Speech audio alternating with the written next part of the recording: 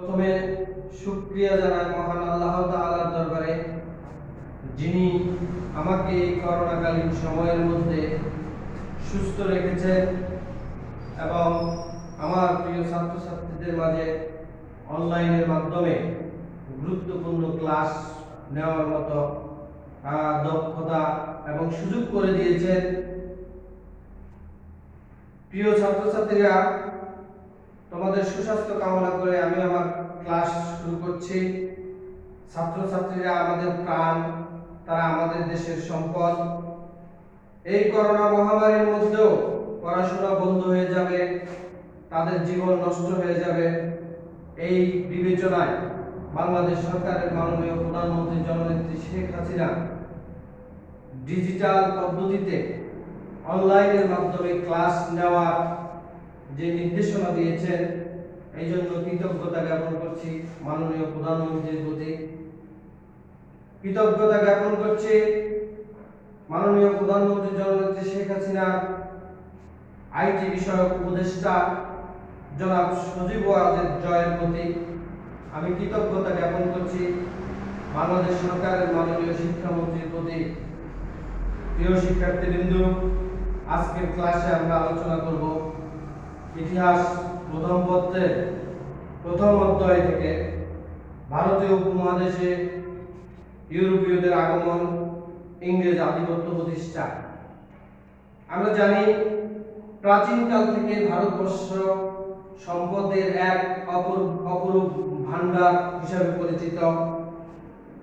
বিভিন্ন জাতির মানুষ ভারতবর্ষে আগমন ঘটে। এদের মধ্যে একটি অংশ ছিল বণিক, যারা ইউরোপ থেকে, এর মধ্যে ইউরোপীয় বণিকরাই এসেছিল মূলত তিনটি কারণে: ভারতে মশলা, সুগন্ধি দ্রব্য এবং সিল্ক, ইউরোপে শুকনো মাংস সহ খাবারকে সুস্বাদু করার জন্য মশলার চাহিদা ছিল ব্যাপক। তখন সুগন্ধি দ্রব্যকে সাবানের বিকল্প হিসেবে ব্যবহার করা হতো। তাছাড়া ভারতের উন্নত মানের বস্ত্র, বিশেষ করে রেশমের কাপড়, মসলিনকে ইউরোপীয় উল কিংবা লিনেন কাপড়ের তুলনায় অভিজাত বলে গণ্য করা হতো। প্রাচীন ও মধ্যযুগে ইউরোপ থেকে স্থল পথে এশিয়া হয়ে ভারতবর্ষে বাণিজ্য পরিচালনা করা ছিল যেমন ব্যয়বহুল তেমনি ঝুঁকিপূর্ণ। এই কারণে নৌপথ আবিষ্কারের প্রথম প্রচেষ্টা চালায় পর্তুগাল ও স্পেনের নাবিকরা।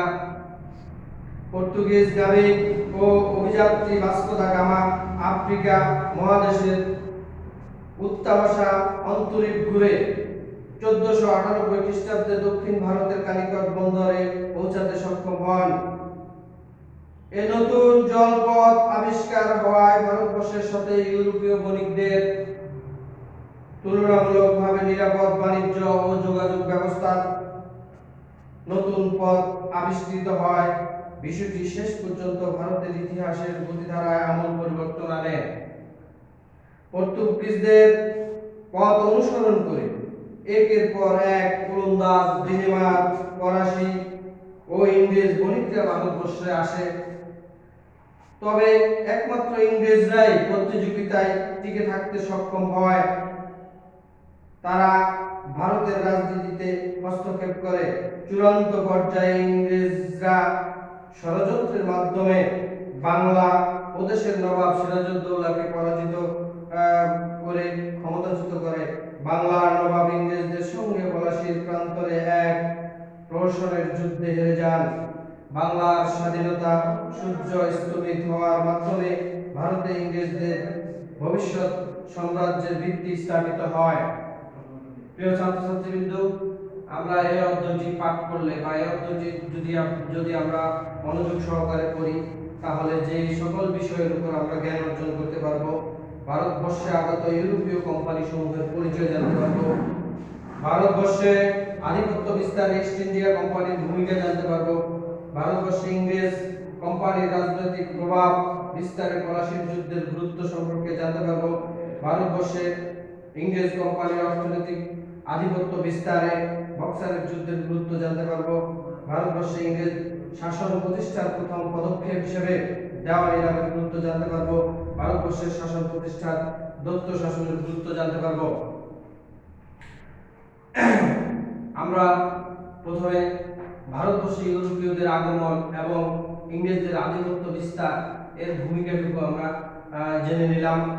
এরপর আমরা বিস্তারিত জানব ভারতবর্ষে আগত ইউরোপীয় কোম্পানি সমূহ। প্রথমে আমরা পর্তুগিজ। ভারতবর্ষে আগত ইউরোপীয় কোম্পানি সমূহের মধ্যে প্রথমত আমরা পর্তুগিজ নিয়ে আলোচনা করব। ভারতবর্ষে ইউরোপীয়দের ব্যাপকভাবে আগমন ঘটে মুঘল আমলে। মুঘলদের চরম কেন্দ্রীভূত শাসন ব্যবস্থা, অনুন্নত যোগাযোগ ব্যবস্থা এবং দুর্বল নৌশক্তির ফলে ভারতের সমুদ্র তীরবর্তী রাজ্যগুলোর নিরাপদ ব্যবস্থা তেমন শক্তিশালী ছিল না। ফলে পঞ্চদশ শতকে তুলনামূলকভাবে উন্নত সমরাস্ত্র ও রণকৌশল ইউরোপীয় নৌযোদ্ধারা বণিকের ছদ্মবেশে ভারতের সমুদ্র ও নদী তীরবর্তী কতিপয় স্থানে বাণিজ্য কুঠি নির্মাণ করে এবং ক্রমে ভারতের মূল ভূখণ্ডের অভ্যন্তরে তাদের বাণিজ্য সম্প্রসারণ করতে সক্ষম হয়। এক্ষেত্রে পর্তুগিজরা পথ প্রদর্শকের ভূমিকা পালন করে। অতঃপর একে একে ডাচ, ডেনমার্ক, ফরাসি ও ইংরেজদের আগমন ঘটে। শেষ পর্যন্ত ইংরেজরা অপর সব ইউরোপীয় বণিকদের পরাস্ত করে ভারতে ব্রিটিশ সাম্রাজ্য প্রতিষ্ঠা করে। এরপরে আমরা জানব পর্তুগিজ সম্পর্কে। পর্তুগিজরা বাংলায় ফিরিঙ্গি নামে পরিচিত।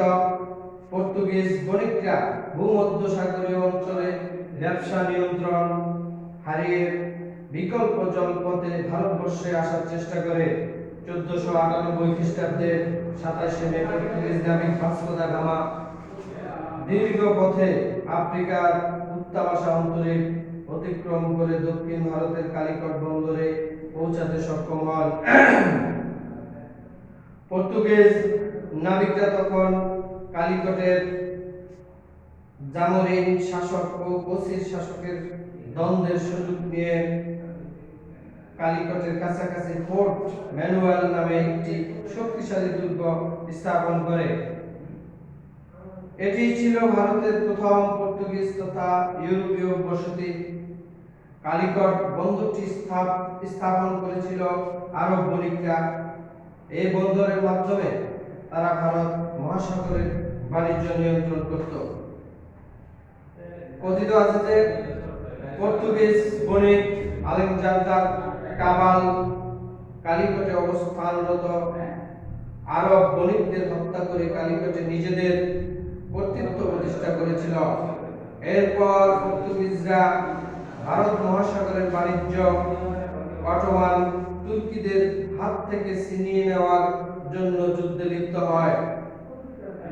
1505 সালে পর্তুগালের রাজা প্রথম ম্যানুয়েল ফ্রান্সিসকো ডি আলমেইদাকে ভারতে তার ভাইসরয় নিয়োগ করে পাঠান। একই বছর পর্তুগিজরা কান্নুর দখল করে শ্রীলঙ্কায় পৌঁছে।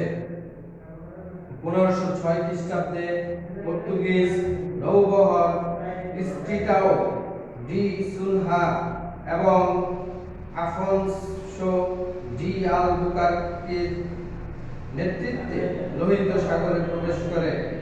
1507 খ্রিস্টাব্দে মাস্কাট সাগরের কর্তৃক দখল করে ভারত মহাসাগরের দিকে দৃষ্টি দেয়। 1909 খ্রিস্টাব্দে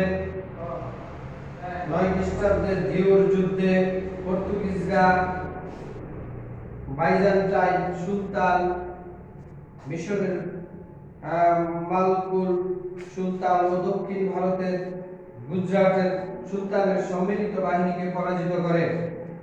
এর মাধ্যমে তারা ভারত মহাসাগরের কৌশলগত কর্তৃত্ব দখল করতে সক্ষম হয়।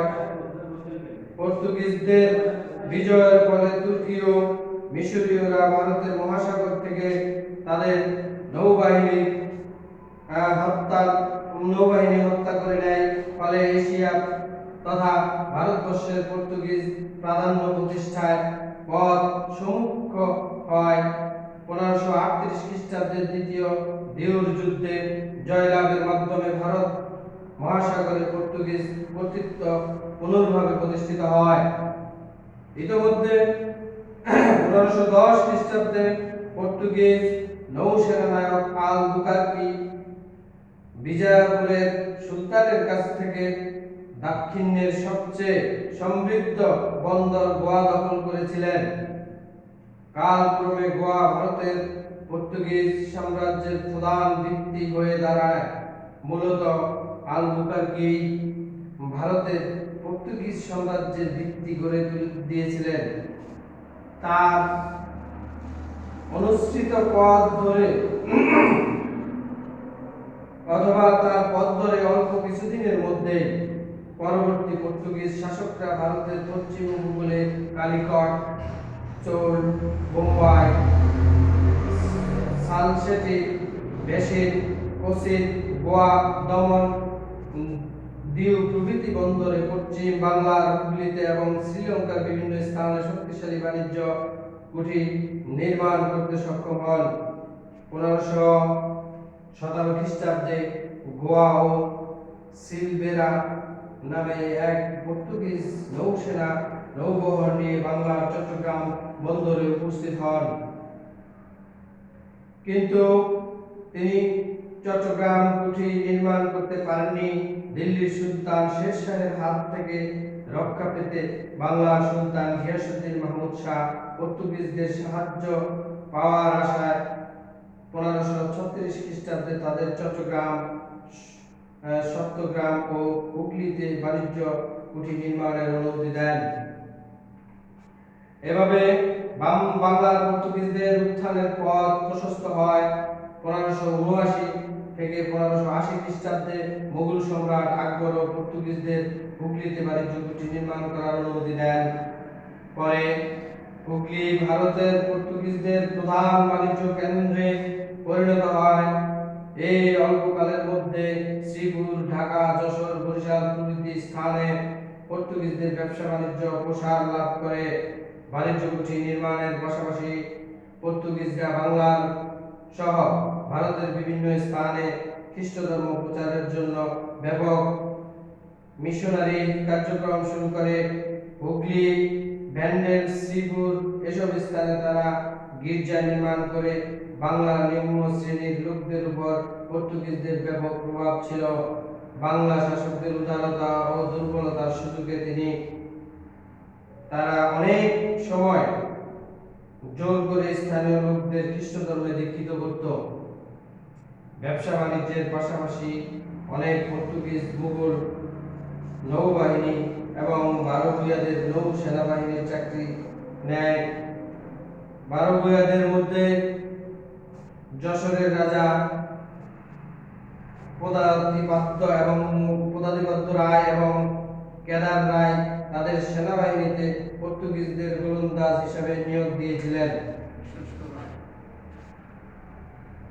প্রিয় ছাত্রছাত্রীরা, আমরা আজকের ক্লাসে যে আলোচনাটুকু করছি, ভারতীয় উপমহাদেশে ইউরোপীয়দের আগমন এবং ইংরেজদের আধিপত্য প্রতিষ্ঠা, ভারতীয় উপমহাদেশে ইংরেজরা কেন আসছিল, কি জন্য আসছিল, তাদের উদ্দেশ্য কি, এবং পরবর্তীতে এই উদ্দেশ্য অন্য কি উদ্দেশ্যের রূপ নিয়েছিল, বিস্তারিত আমরা যদি বাসায় সুন্দরভাবে পড়াশোনা করি, আজকের ক্লাসের আলোচনার পর বাসায় যদি আমরা ঠিকমতো পড়াশোনা করি, তাহলে আমরা বুঝতে পারব, বিষয়গুলি অবলম্বন করতে পারবো।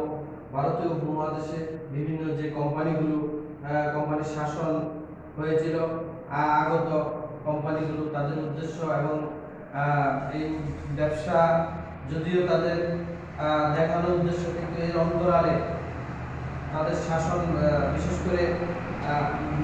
করে ইংরেজদের যে শাসনভার গ্রহণের কৌশল, এই বিষয়ে আমরা বিস্তারিত জানতে পারবো। আরো আমরা আগামী ক্লাসে জানবো। তো আজকে এই পর্যন্ত। এবং সকল ছাত্রছাত্রীদের সুস্বাস্থ্য কামনায় এবং এই করোনা মহামারীর মধ্যে তোমরা নিয়ম কানুনগুলো মেনে চলবা, যেভাবে সুস্থ সবল রাখা যায়, মাস্ক ব্যবহার করবা, স্যানিটাইজার ব্যবহার করবা। তোমাদের সকলের সার্বিক সুস্বাস্থ্য কামনা এবং পরিবারের সুস্বাস্থ্য কামনা শেষ করলাম। আল্লাহ হাফেজ।